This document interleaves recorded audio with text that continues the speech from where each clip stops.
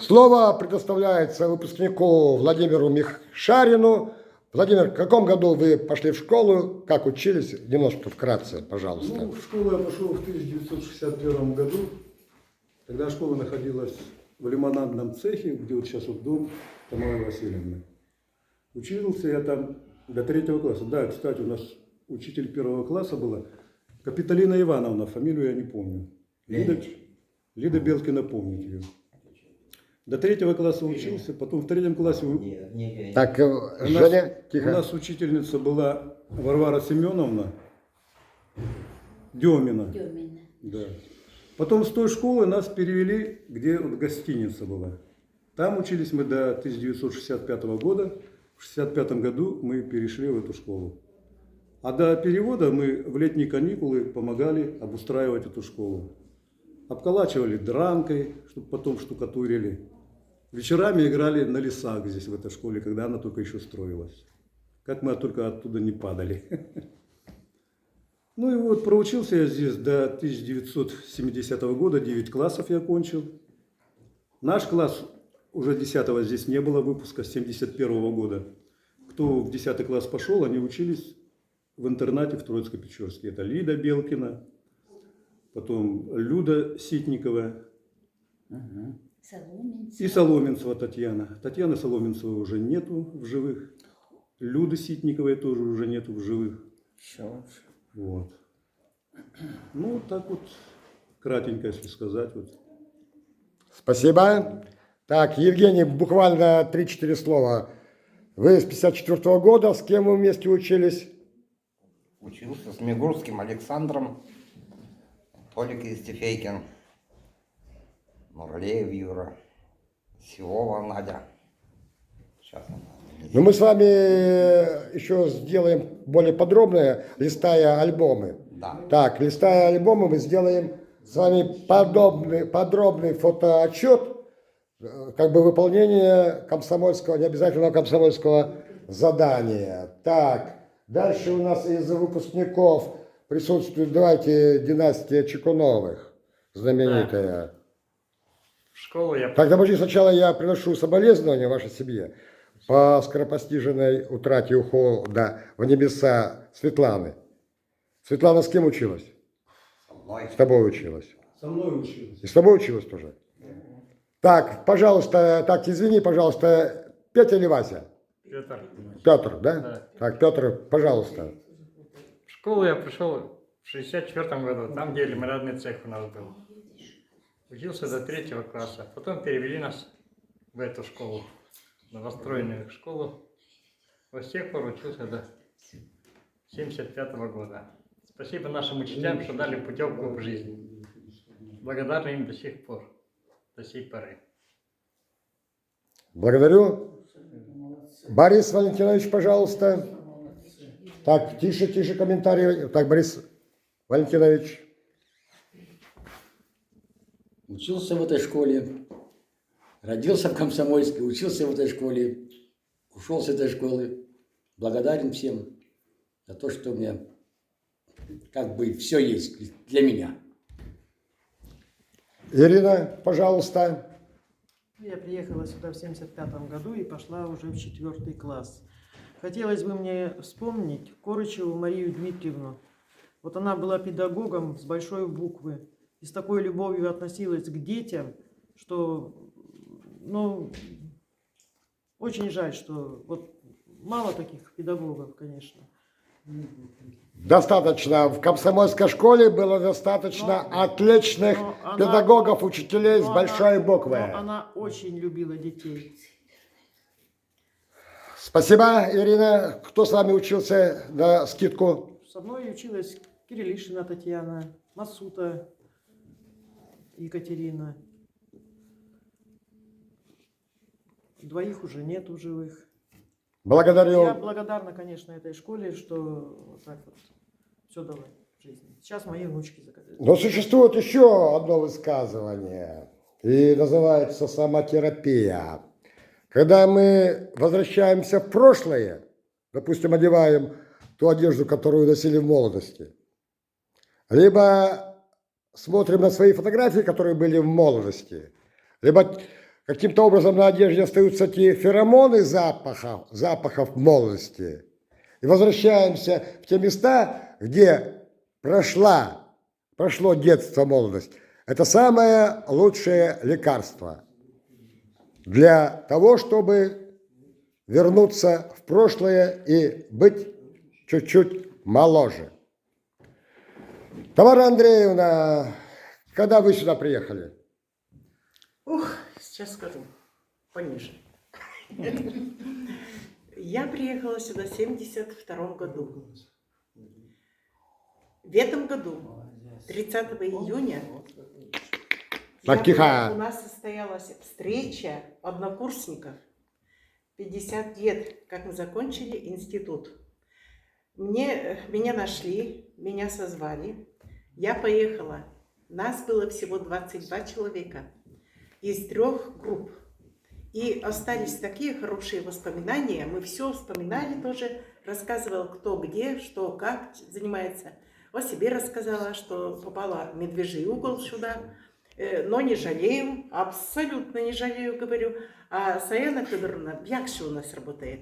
Мы с ней вместе заканчивали и вместе приехали.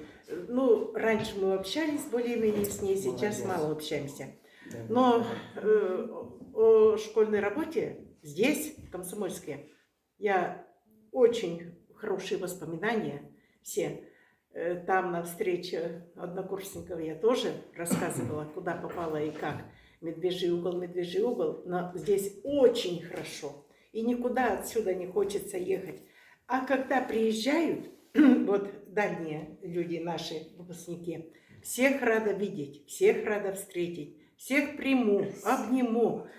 Все вышли людьми, хорошими людьми. Из-за этого мы счастливы. Спасибо. Тамара Васильевна, будьте добры, ваши воспоминания. Как вы сюда попали, в Медвежий угол? Медвежий нет, не Медвежий. Очень У нас прекрасный, приезжал. очень прекрасный поселок. Да. Ну, Медвежий, это Тамара Андреевна, наверное, имела в виду, что... Союзная комсомольская. Правильно, да. Была. Да. Поселок был вообще на высоте. Но я приехала здесь в школу в 6-7 классе училась, а потом школы опять не стала здесь 8 класса. И я заканчивала школу в Троицко-Печорске. Вот, наш выпуск был юбилейный, 25-й в Троицко-Печорске. Каждые 5 лет мы встречаемся. Вот последняя встреча была, но тут я приболела, не могла проехать в Троицко-Печорске. Ну и судьба так и распорядилась, что я еще 18 лет не было, я пришла работать в эту школу. В институт не поступила с первого раза, пришла сюда работать в школу. Ну, это, наверное, было призвание, потому что детей любила всегда, дети мне очень нравились, и поэтому я здесь нашла свою жизнь, можно так сказать. Я проработала в этой школе 19 лет. Вот, и поэтому, конечно, воспоминания самые-самые приятные. И мне очень трогательно, что те, кто начинал работать в этой школе, раньше что, 3 года отработают и уедут, они и до сих пор, большинство из них, не забывают школу, вспоминают. Нету сегодня, конечно, жалко Зои из Кусковой, ушла она из жизни так рано, но все учителя всегда с теплотой вспоминают нашу школу. Коллектив был хороший, школа всегда была на высоте в районе и в республике. И с ребятами было очень интересно работать, потому что они отзывались на все наши выдумки. И учителя жили заботами ребят. Вот сейчас сижу и Бориса смотрю, я до сих пор вижу фотографию, я дала ее, кстати, сейчас собирают материал. Он сидит на крылечке вот этой школы, и кукольный театр у нас был. Не помню, какую куклу. У тебя нет такой фотографии? Нет. Вот надо будет мне потом сделать. Сидит, Сделайте. Ростовцев сидит, ты сидишь вот на крылечке этой школы. Ира прекрасно играла на гитаре, и рисовала, и стихи сочиняла. Очень талантливая. Конечно бы и пела. Вот направить бы нужное русло, когда-то в данный момент молодой. С нее вот такой талантливый человек, столько у нее способностей было. Ну, она и до сих пор, конечно. Никуда не делись, жизнь только начинается. Ну, конечно, я не сомневаюсь в этом. И поэтому, конечно, у нас очень много было интересных дел. Очень интересно с ребятами со всеми встречаться. Когда вот встречи проходят, конечно, это подпитка такая, что хочется жить и знать, что не прожил зря, что отдавал себя всей своей работе, свою жизнь, и детей забывал порой. У меня дочь когда-то высказалась уже взрослая, что я в детстве говорила, мама у нас больше любит чужих детей, чем нас. Ну, понятно, что жили здесь. До позднего вечера в школе все время кипела какая-то работа, кто шили, вышивали, пели, танцевали, что только не делали. Конечно, воспоминаний очень много, я их записала, отдала этой организатору вашему. И фотографии какие было. Конечно, фотографий осталось мало, потому что в то время, ну что, если прошло мероприятие «Зорница», я уже вечером печатаю фотографии, уже быстренько их высушу, на обоях большую газету, и к приходу ребят уже вся школа в стенгазете. Еще дня два школа кипела после этой зорницы, воспоминания были, и поэтому фотографии разбирались, и вот очень жалко, что, конечно... Тамара Васильевна, я вас индивидуальное интервью возьму про эти дела и полистаем с вами альбомы. Сейчас я после тебе пару фраз всем скажу. Я разговаривал с своей сестрой, сестра моя ведь тоже выпускница этой школы. Первый выпуск. Да, она кончила эту школу в 1969 году. Училась потом в СГУ, в университете. Была учителем химии и биологии. 3 года отработала в Выжме, потом переехала в Липецк, переквалифицировалась. Сейчас она в медицине работает. Она сейчас заведующая лабораторией биохимического анализа. Она передавала всем привет. Принимаем привет. Моя сестра Принимаем. тоже была в этом Да. классе, первый выпуск. Да. Она тоже передает привет. Она отличник народного просвещения. Молодец, молодец. Так, я вам тоже передаю привет от Эткиной Галины Ильиничны, у которой папа был первым директором лесозавода. Да, дальше передаю привет от Василия Александровича Торлопова. Так, передаю привет от Салохи, от Ковальчук Светланы и всех нашего 5-го выпуска. Так, Валентина Абакумовна, вы параллель учили А. Вы не правы. Она учила... То есть вы не правы. Мы были Б, а вы учили А. Так, ну-ка вспомните, пожалуйста, когда вы приехали сюда, и что было, и как все дальше развивалось. Я приехала в 67 году. В 67-м? Да. То есть, получается, а в 65-м вы пошли в 1 класс? Да, вы в 65-м уже учили их? Я не 1 класс вела, а я уже вела 3 класс. А, 3 класс. Все правильно тогда. Из 1 класса вела. Извините, пожалуйста. Ну, что могу сказать? Конечно, школа кипела, школа гремела. Поселок точно так же. Так было дружно, весело. Я сейчас постоянно вспоминаю, какое мы потеряли будущее детей, если бы не стало бы у нас пионерской организации, и октябрят бы не было. Ведь дети так стремились к дружбе, к согласию, ко всем мероприятиям. Дальше. Многие ребята мои, конечно, работают, ну, в школе, наверное, мало кто работает, но почти все получили образование, так, довольные. Вот в этом году мне было 80 лет, получала поздравления от многих ребят, что вспоминают, все-таки меня знают, Валентину Вакумовну. Ну, конечно, хотелось бы, чтобы в школе, видите, как мало учеников, а у нас тогда почти учились. 3 смены можно было учиться. Вот сколько было детей. Наверное, 400 человек, наверное, было, около 400. Так, благодарю вас, дорогая Валентина Абакумовна. Признательны, что вы пришли, отозвались. Так, слово предоставляется Александре Михайловне, которая организовывала перевозки туда-сюда, обратно. И было всем приятно.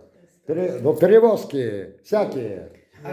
Так, внимание, слушаем. Что надо? Так, как попали, зачем и чем занимались? В Медвежий угол. Нет, В 1975 году, 8 октября, я принял аэропорт Комсомольск у Пичугиной. Проработала 9 лет. Выполнялось 9 специальностей, получается, в аэропорту. Это и погода передавалась, и аэродром чистился, билеты выписывались, брони заказывались. Было очень, конечно, от людей, и мне самой было приятно, что я отправляю людей туда и обратно, как бы сказать. Они уже с билетами уезжали отсюда и прилетали обратно. Проблем не было совершенно. С билетами, если немножко там какая-то тяга была, всего 6 билетов было. 6 мест, не билетов, а 6 мест. Ну, мы согласовывались с Якшей, с Мамелем.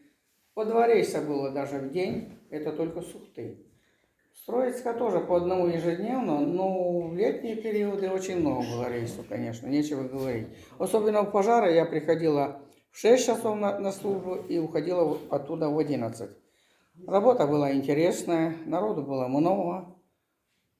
Ну, всем, что могла, помогла и всегда, ну как, меня тянет в этот поселок, потому что я тут прожила всю жизнь. здесь правильно было сказано, что здесь медвежье место, потому что здесь жили зумыдоши, сильные медведи.